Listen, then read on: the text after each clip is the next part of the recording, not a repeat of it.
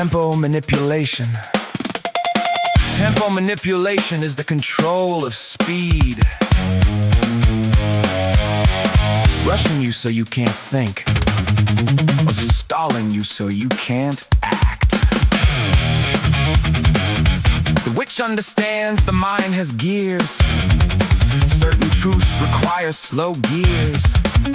Certain boundaries require decisive gears. If she can force you into the wrong gear at the wrong time, you become clumsy, reactive, apologetic. Speed makes mistakes. Delay makes doubt. The tale is bodily heat, urgency, short breath under rush, heaviness, numbness, resignation under stall. Either way, your agency narrows. You feel you must respond now, or you feel it will never matter. The cost is self-access. You stop hearing yourself. You stop performing, and performance is the enemy of truth. The counter is to set your tempo out loud. I'm gonna think before I answer. I'm not deciding today. I'm ending this conversation until we can slow it down. There's an old power in taking time. Most manipulation depends on stealing it. If you reclaim time, you reclaim mine.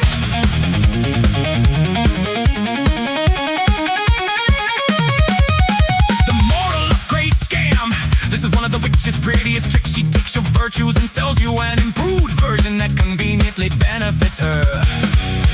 Kindness becomes compliance, patience becomes tolerance, but disrespect, humility becomes self-erasure. Forgiveness becomes the removal of consequences. Being the bigger person becomes being the smaller person forever. The tale is that your values get invoked only when they restrain you, never when they restrain the other person. Your moral code becomes a one-way street. A cost is spiritual anemia. You become good in a way that makes you weak. Not weak in the sense of tenderness. Tenderness is strength, but weak in the sense of being unable to say no without shame. The counter is to reclaim the original shape of virtue. Kindness is not obedience. Peace is not silence. Love is not surrender. Forgiveness is not amnesia.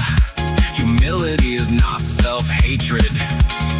When someone tries the upgrade scam, you say, that's not virtue, that's leverage. Then you return to the real ethical geometry. Mutuality, consent, truth, consequence. The witch hates consequence because consequence ends game. The after feeling. This is the diagnostic output, the checksum, the final test. What do you feel like after contact? The witch can be clever in words. She can appear reasonable. She can even appear loving. But she leaves fingerprints on the nervous system.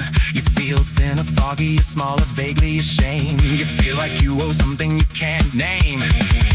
Your inner voice goes quiet for a while, as if it's stepped back to avoid being hit.